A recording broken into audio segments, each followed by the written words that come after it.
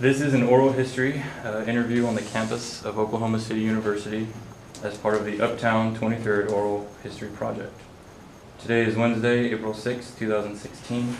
My name is Austin Monk, and my team and I are interviewing James Cooper. James Cooper is an Oklahoma native, published writer, scholar, college professor, and he lives in the historic Paseo district. He was born in Midwest City and graduated from Choctaw High School and received degrees from both University of Oklahoma and Oklahoma State University. James is an advocate for human rights and served as the vice president of the Young Democrats of Oklahoma from 2012 to 2014. We thank you for being here. Appreciate your time. First question is going to be how has 23rd Street changed over the past decade? What are some social, racial, even economical circumstances or changes that have impacted and that you've witnessed on 23rd? Yeah, so I think the best answer I could give you is a quick story, which is that when I moved to the Paseo where I live in 2010, and again, as you mentioned, I'm from Midwest City, my mom came to visit my apartment. Mm-hmm. And, you know, in my mind, I'm just thinking arts district and this is where all the cool kids, you know, hang out.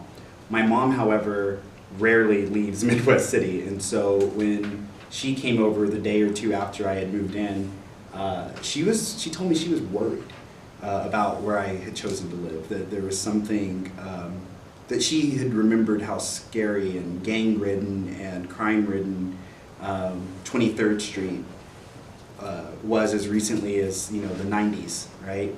And so even when I kept telling her the address of where I was going to be, she was like, he's not saying where I think he is.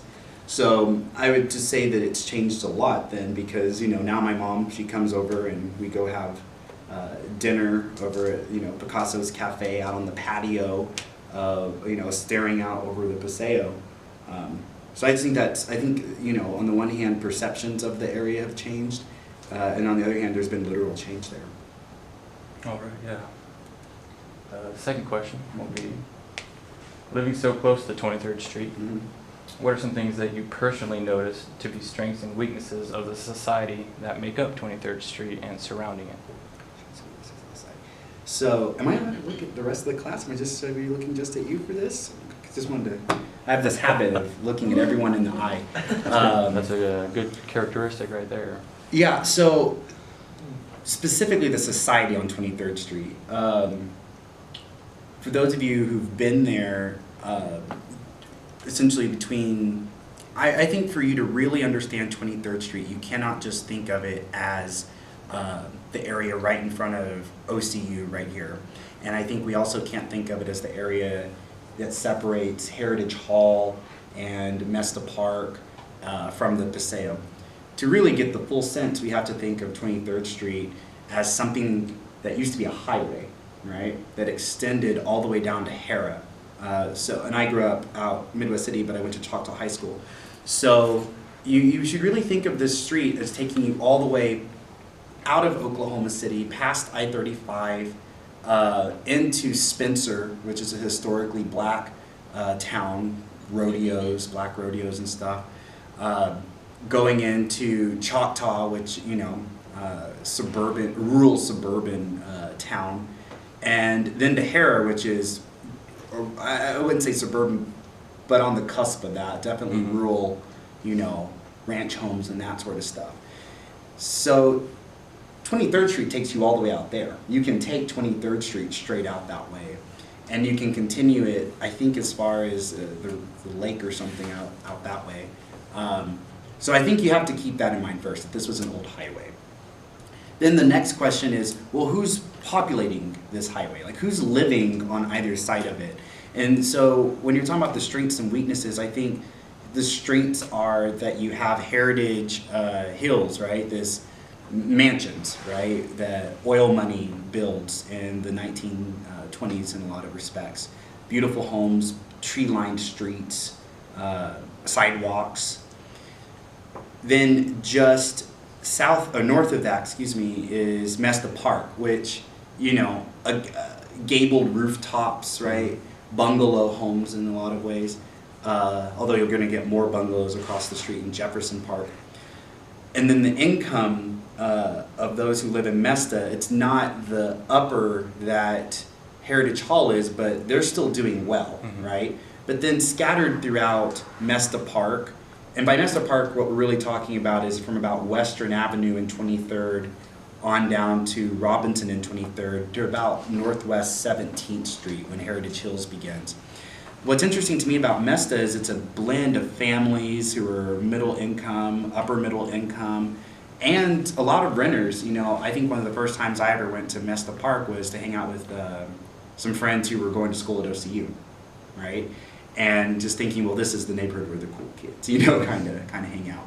So you have that, you have OCU students, upper class folk, middle class folk. Then if you come over to my neighborhood, as I said earlier, in the 90s and in the 80s, the Paseo had really fallen into disrepair. It had been the first attempt at and I know this is a long answer, so forgive me. Oh, you're all right. Go ahead. I'm learning more right now. The Paseo was the first attempt by the city to create a shopping district outside of downtown, right?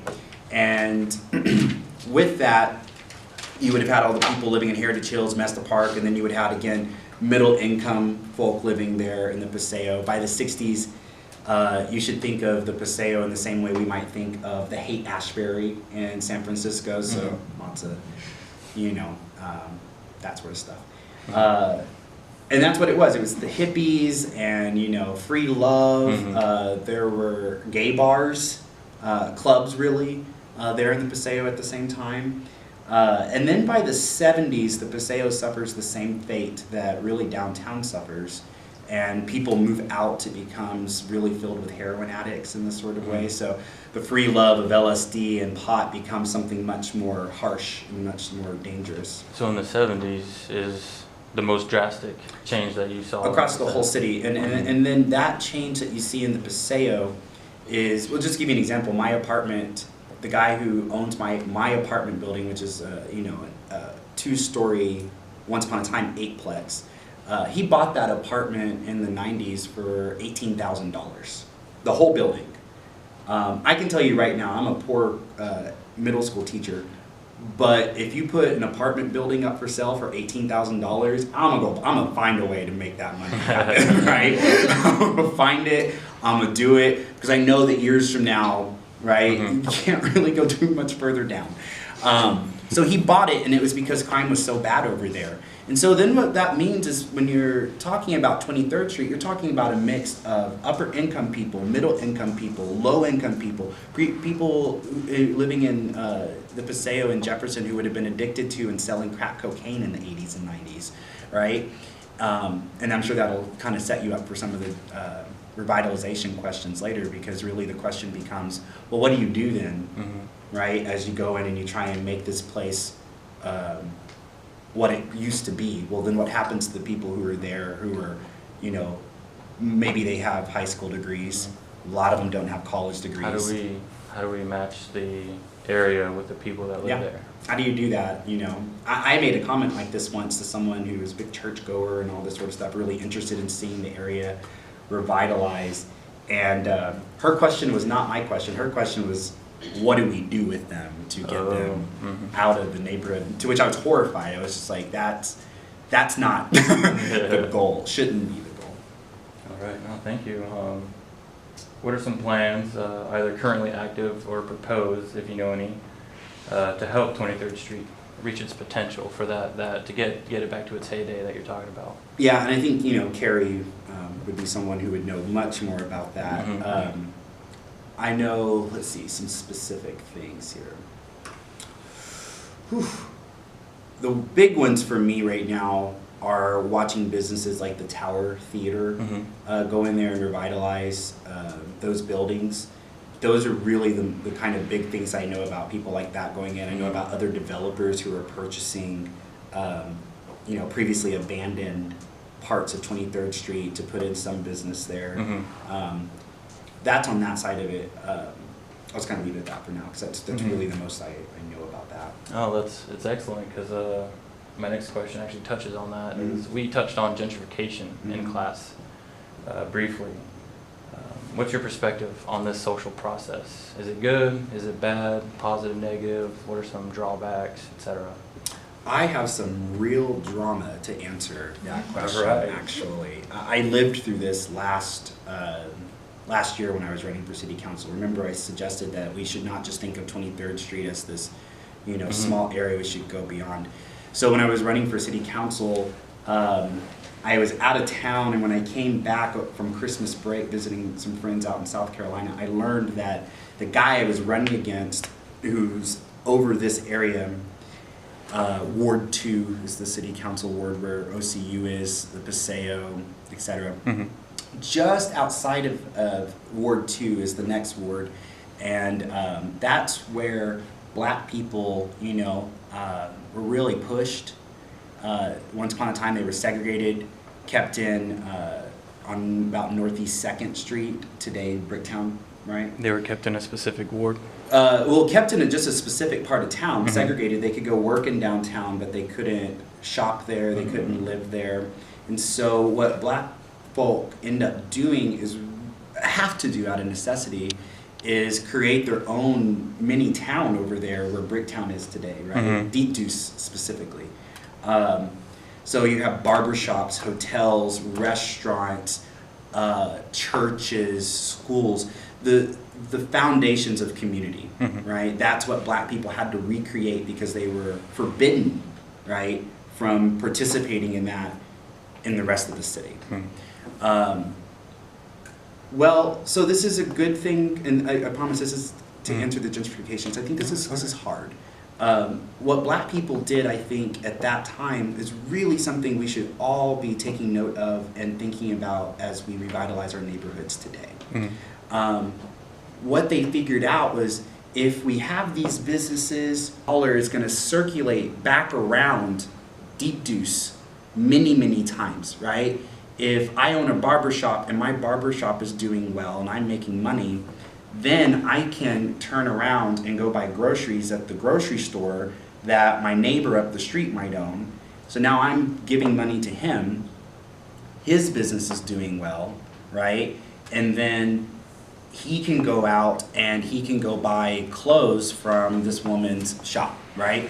So in this case, you want that. You actually want people in an area owning businesses, the community is doing well.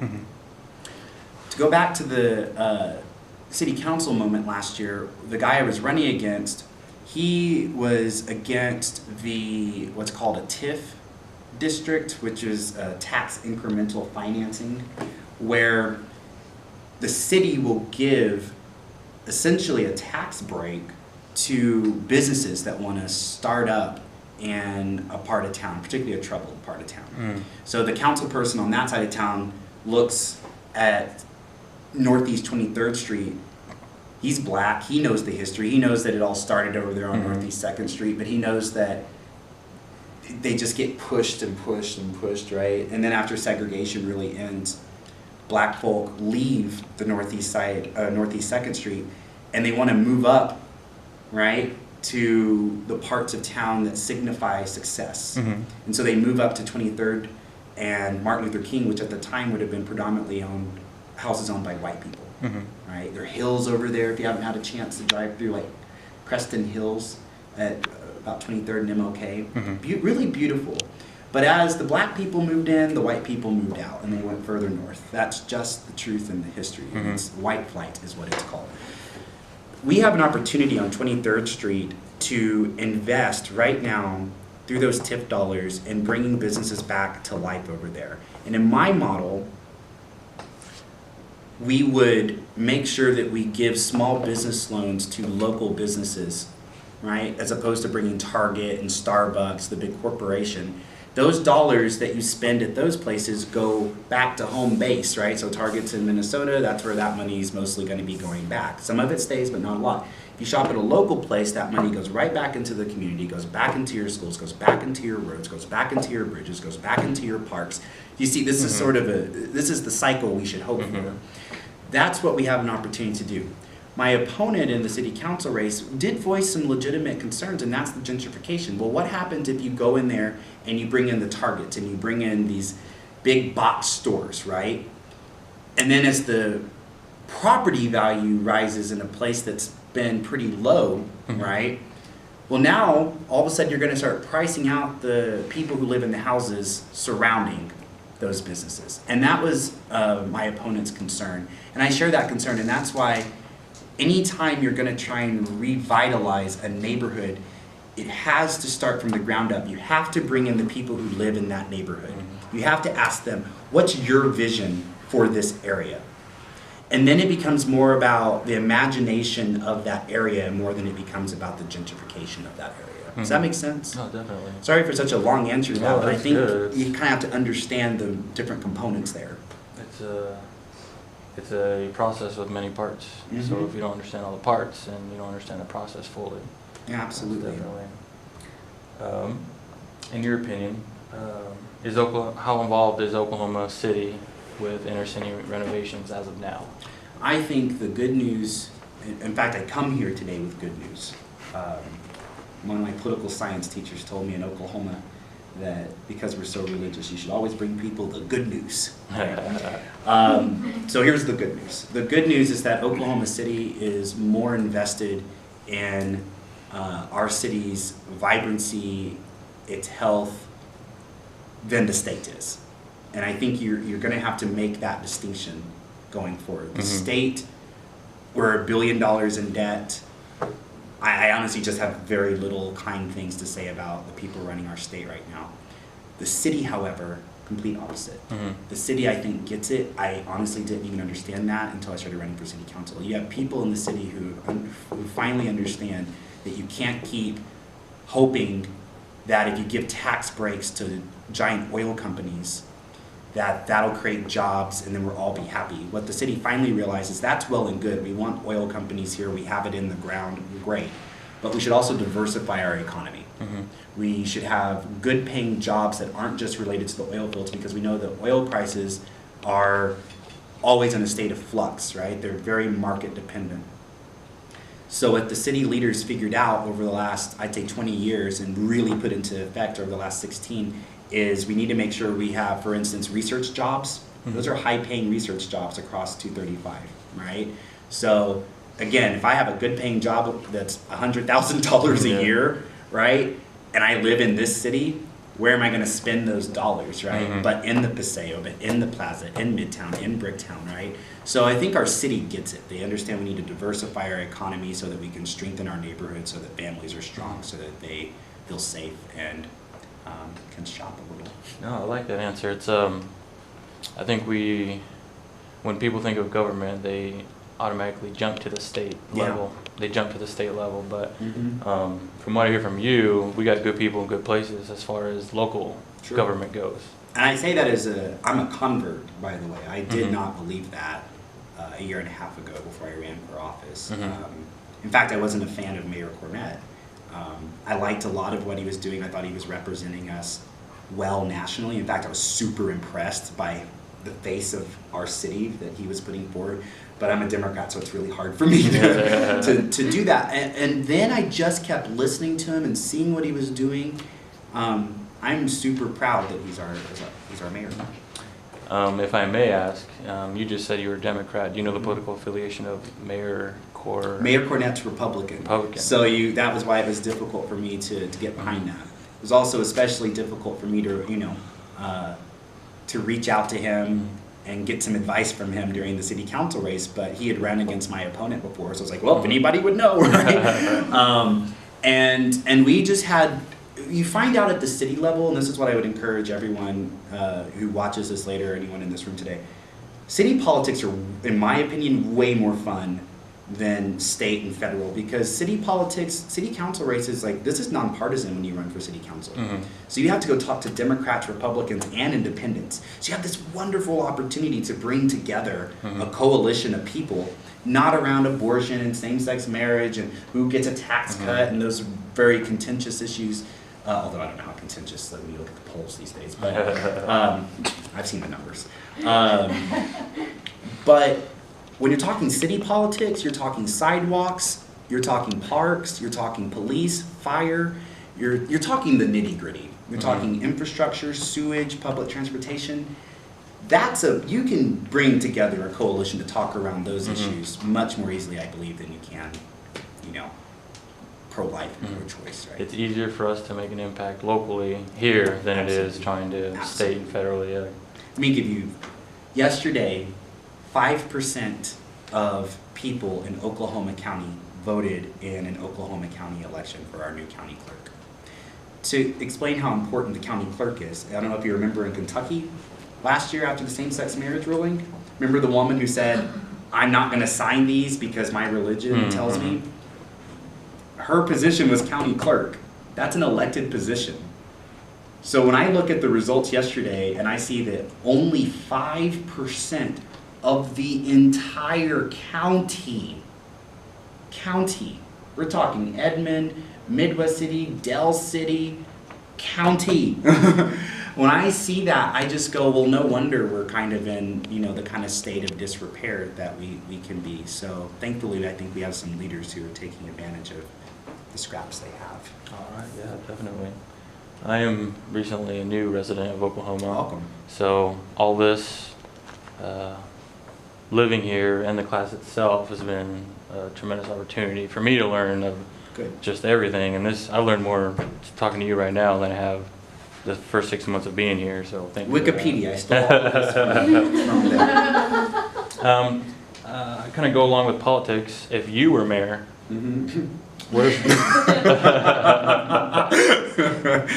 what are some things you would do to allow 23rd Street to keep progressing? What are some ideas, maybe stray from stuff that's already going on? What are some? 2-word answer: public transportation. I'll scream it till the cows come home. This was one of the centerpieces of my campaign. And after I lost, I reached out to Mayor Cornett, and said, hey, let's have coffee. And which is a big deal. And I want anyone watching this or listening to this right now, I think what you really need to understand is I don't come from a known family. I don't come from money. That's not my background. I didn't go to private schools, right?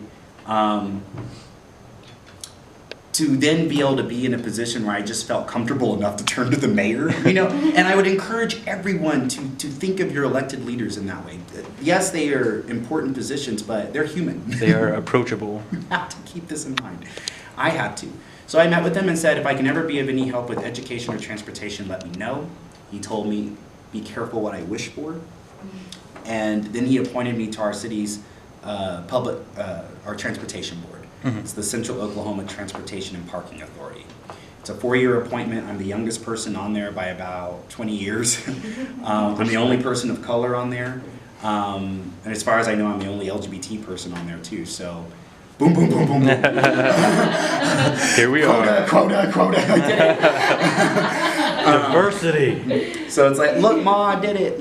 So, let me tell you, again, 2-word answer, and let me tell you what that answer means. So right now there's a streetcar that will begin in 2000, we voted in 2009 for it.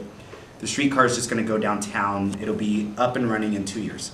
My idea is you extend that streetcar where it ends on Northwest 13th Street, extend it down Classen to Northwest 16th, the entrance into the plaza.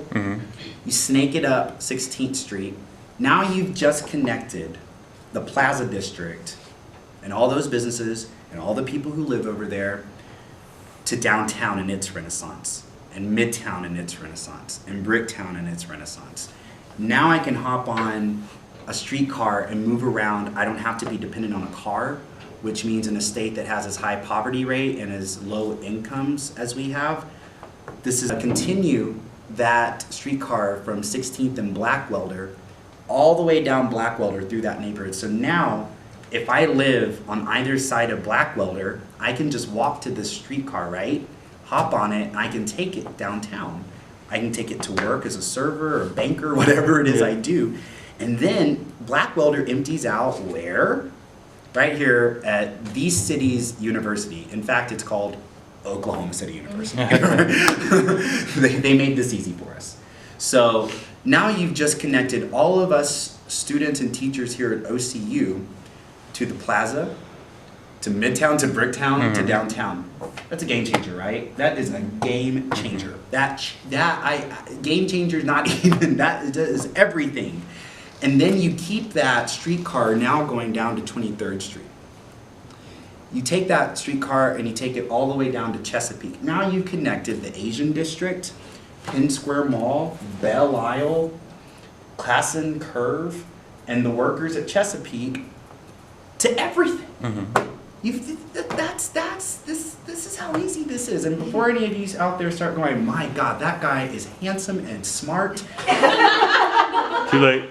How do I grow up to be? No, I stole this idea. I stole it. You know that median there on Classen? Guess what that used to be once upon a time? Yep. That was where the trolley car used to go. So, you know, it turns out when you're in school and your teacher says, psst, read.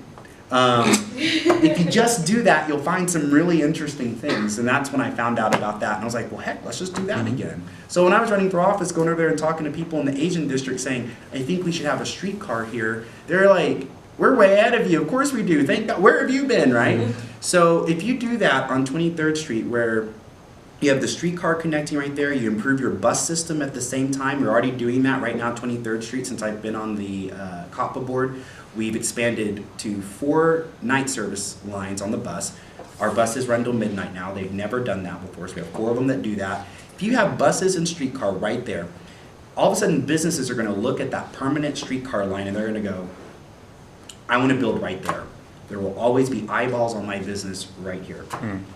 That's how you take your 23rd Street game to the next level. You have public transportation that connects people to it, so there's an incentive for people when they get off the streetcar stop, they get off, they look around and they go, where do I want to go? Do I want to go to this bar? Do I want to go to this clothing store? Do I want to go to this restaurant, art shop, tattoo? It's everything. That's how you up the game on 23rd. Public transportation, public transportation, public transportation. Now, the last point you talked about, and I was thinking about that as you were answering, is the combination of that public transportation, as well as reinstilling the local dollars. So we're doing that. It would just make it better. You know, that's a good combination, I see. You all are going to have 3 important elections coming up in the next 5 years. One will be for the next two. The next maps that the city will do in terms of public investment in the city. You need to vote for that if it's stuff that you believe in. And then there's going to be a regional transit vote. This is the one that excites me. And that will be for commuter rail to connect Edmond to Oklahoma City, to Del City, to Moore, to Norman. Imagine having a commuter rail line the same way that I-35 runs right now. And you hop on that train from Edmond, you get off at 23rd and Robinson where Byron's Liquor is, because, you know. So you get off there and you just walk up the street. You just walk up 23rd Street from your stop. And on either side of you is Big Truck Tacos, a movie theater, restaurants. Do you see what I mean? This is what it could be. But the only way this works is if people in that election vote, if people don't just move from Oklahoma City, but stay behind, fight the way they did in Austin to make Austin weird, fight the way they did in Portland to make Portland weird. That's how you do it. All right. One question. I got one more final question for you, and then we'll be done with our interview. I appreciate all the info that you've been able to enlighten us with. Since you are politically active,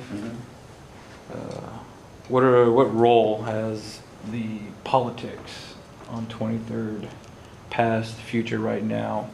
How has that come into play? Like, what are some extreme political events or issues that have had a substantial effect on the 23rd?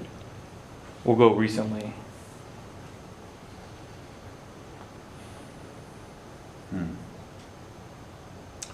Maybe politics in general? Politics over there.